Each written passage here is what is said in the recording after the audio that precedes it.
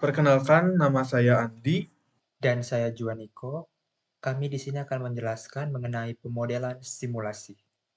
Baik, semua, sekarang saya akan menjelaskan mengenai materi pemodelan sistem. Pemodelan sistem terdiri dari dua kata, yaitu model dan sistem. Di sini ada definisi model dan sistem menurut beberapa ahli, yaitu pertama definisi model. Menurut Robert X. Roth, mendefinisikan model sebagai eh, representasi abstrak dari sistem nyata yang dirancang untuk membantu memahami, menjelaskan, atau memprediksi perilaku sistem yang lebih besar.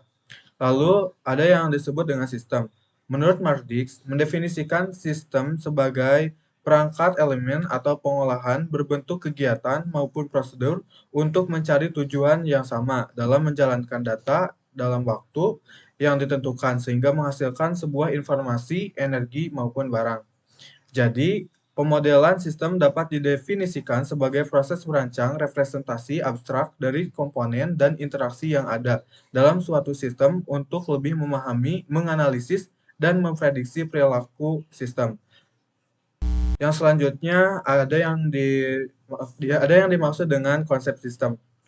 Nah, menurut Mark Dix, mendefinisikan sistem sebagai perangkat elemen atau pengolahan berbentuk kegiatan maupun prosedur untuk mencari tujuan yang sama dalam menjalankan data dalam waktu yang ditentukan, sehingga menghasilkan sebuah informasi, energi, maupun barang. Lalu, ada jenis-jenis sistem. Nah, yang pertama ada sistem terbuka. Sistem terbuka adalah sistem yang berhubungan langsung dengan lingkungannya melalui sumber daya yang ada. Sistem ini biasanya memiliki bentuk dan susunan agar dapat menyesuaikan diri dengan lingkungan sekitar. Sistem yang hidup seperti sel, tumbuhan, manusia, dan lainnya merupakan bagian dari sistem terbuka ini. Yang selanjutnya ada sistem tertutup atau closed system. Adalah sistem yang dapat berdiri sendiri atau self-contained. Sistem ini tidak terpengaruh lingkungan luarnya. Sistem ini tidak mengganti bahan, informasi, atau energi dengan lingkungan luarnya. Meskipun begitu, sistem ini pada akhirnya akan tidak beraturan polanya.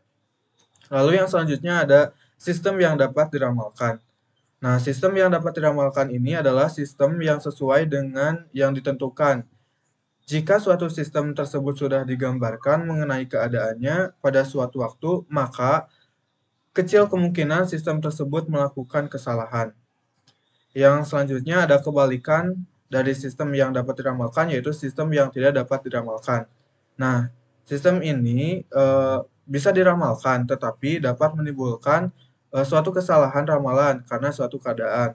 Contoh dari sistem ini seperti meramalkan cuaca. Seseorang bisa saja meramalkan cuaca hari ini, tetapi cuaca sangat dipengaruhi oleh pergerakan angin yang sering tidak diketahui kemana arah angin tersebut.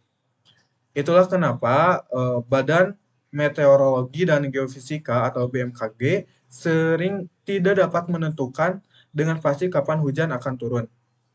Sistem kecerdasan adalah contoh dari jenis sistem yang selanjutnya.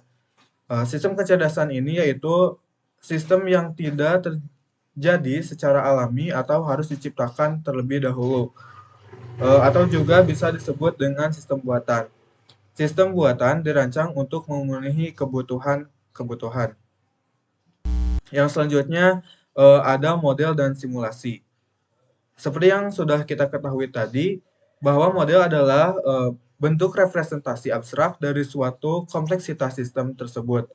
Model dirancang untuk memahami, menjelaskan, atau memprediksi perilaku sistem dalam berbagai kondisi. Lalu ada juga jenis-jenis model. Nah, yang pertama ada model fisik. Model fisik adalah representasi langsung dari objek atau suatu sistem fisik. Contoh dari model ini adalah model miniatur pesawat atau jembatan. Yang kedua ada model matematis. Model matematis menggunakan rumus atau persamaan matematis untuk menggambarkan sistem. Contoh dari model matematis adalah persamaan dalam fisika atau memprediksi gerakan objek. Persamaan dalam fisika ini bertujuan untuk memprediksi gerakan pada objek. Yang selanjutnya ada model komputasi. Model komputasi digunakan dalam simulasi digital untuk meniru operasi sistem nyata. Contoh dari model komputasi adalah model komputasi otak dalam jaringan saraf tiruan. Nah, yang selanjutnya ada yang disebut dengan simulasi. Nah, simulasi ini adalah suatu metodologi untuk melaksanakan percobaan dengan menggunakan model dari suatu sistem yang nyata. Selanjutnya ada juga yang dimaksud dengan jenis-jenis simulasi. Nah, terdapat beberapa jenis simulasi, diantaranya yang pertama ada simulasi statis, lalu ada simulasi dinamis, simulasi stokastik, simulasi deterministik, simulasi sistem diskrit, dan juga simulasi sistem kontinu. Nah, itulah beberapa penjelasan mengenai pemodelan hingga simulasi. Untuk materi selanjutnya akan dijelaskan oleh teman saya, Juaniko De Santos. Terima kasih. Nah, di sini ada konsep pemodelan dalam komputasi kognitif. Apa itu komputasi kognitif? Komputasi kognitif adalah subbidang kecerdasan buatan atau yang kita sebut sebagai AI yang merujuk pada sistem yang bertujuan untuk mensimulasikan proses berpikir dan penalaran manusia guna menginterpretasikan data, memahami bahasa alami, dan belajar dari interaksi.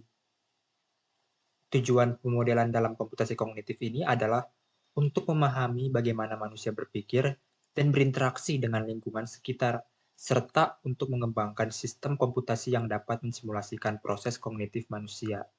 Pemodelan dalam komputasi kognitif dapat digunakan dalam berbagai bidang, seperti psikologi, neuroscience, kecerdasan buatan, dan robotika. Adapun teknik-teknik yang digunakan, yang pertama ada algoritma pembelajaran mesin atau machine learning. Apa itu machine learning? Machine learning adalah mesin yang bisa belajar sendiri tanpa arahan dari penggunanya. Lalu yang kedua ada jaringan saraf tiruan, artificial neural networks. Penjelasannya nanti ada di slide selanjutnya. Yang ketiga terakhir, proses bahasa alami natural language processing. NLP itu cara bagaimana mesin memahami bahasa manusia. Kira-kira seperti itu penjelasan singkatnya. Selanjutnya ada konsep pemodelan dalam komputasi kognitif berbasis sel saraf. Pemodelan dalam komputasi kognitif berbasis sel saraf adalah proses pembuatan model matematika atau komputasi yang dapat mensimulasikan proses kognitif manusia berdasarkan struktur dan fungsi sel saraf. Sel saraf adalah unit dasar dari sistem saraf yang bertanggung jawab untuk mengolah informasi dan mengirimkan sinyal ke otak. Pemodelan dalam komputasi kognitif berbasis sel saraf ini dapat digunakan untuk memahami bagaimana sel saraf berinteraksi dengan lingkungan sekitar dan bagaimana mereka mengelola informasi. Contoh dalam komputasi kognitif berbasis sel saraf ini adalah model jaringan saraf tiruan atau yang kita sebut Artificial Neural Networks (ANN), yang dapat mensimulasikan proses pembelajaran dan pengenalan pada sel saraf. Artificial Neural Network bekerja dengan meniru cara kerja otak manusia, di mana terdapat sejumlah neuron yang saling terhubung dalam beberapa lapisan untuk memproses data. ANN biasa terdiri dari 3 jenis lapisan utama. Yang pertama, lapisan input. Di sini, data mentah dimasukkan ke dalam jaringan. Setiap neuron dalam lapisan ini mewakili fitur dari data input, seperti pixel pada gambar atau kata-kata dalam sebuah kalimat. Yang kedua ada lapisan tersembunyi. Data dari lapisan input diteruskan ke satu atau lebih lapisan tersembunyi. Lalu setiap neuron di lapisan ini menerima informasi dari neuron di lapisan sebelumnya, lalu memprosesnya dengan bobot dan bias, lalu meneruskan hasilnya ke neuron di lapisan berikutnya. Lalu yang ketiga, lapisan output. Lapisan ini memberikan hasil akhir dari jaringan. Jumlah neuron di lapisan ini bergantung pada tugas yang dikerjakan, seperti klarifikasi gambar, di mana setiap neuron mungkin mewakili kelas yang berbeda. Nah, contoh penerapan ANN ini bisa dilihat di sistem pengenalan wajah. Kalau kita yang menggunakan smartphone untuk membuka kunci, pasti bisa kan ada yang namanya sistem pengenalan wajah. Jadinya pas kita pakai wajah, terus kuncinya terbuka. Nah, kurang lebih seperti itu contoh penerapannya.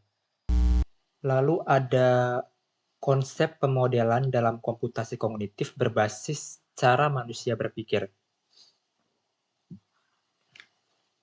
Pemodelan dalam komputasi kognitif berbasis cara manusia berpikir adalah proses pemuatan model matematika atau komputasi yang dapat mensimulasikan proses kognitif manusia berdasarkan cara manusia berpikir dan berinteraksi dengan lingkungan sekitar. Pemodelan dalam komputasi kognitif berbasis cara manusia berpikir dapat digunakan untuk memahami bagaimana manusia berpikir dan berinteraksi dengan lingkungan sekitar, serta untuk mengembangkan sistem komputasi yang dapat mensimulasikan proses kognitif manusia. Contoh dari pemodelan ini adalah AI catur, yang menggunakan aturan yang dirancang berdasarkan strategi yang diketahui, seperti aturan pembukaan catur, langkah bertahan, dan pola penyerangan. Sistem ini mengambil keputusan berdasarkan langkah yang dianggap paling logis berdasarkan aturan yang diterapkan. Contoh dari AI catur ini adalah Deep Blue. Sedikit cerita, Deep Blue ini pernah menghadapi pemain catur terbaik di dunia pada masanya, yaitu tahun 1997. Dari pertandingan tersebut, Deep Blue berhasil memenangkan pertandingan dengan skor 4-2.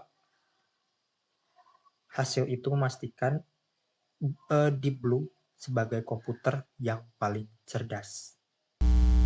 Sekian penjelasan dari kami mengenai pemodelan simulasi.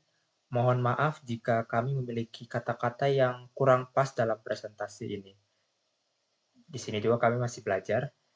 Sekian dari kami dan terima kasih.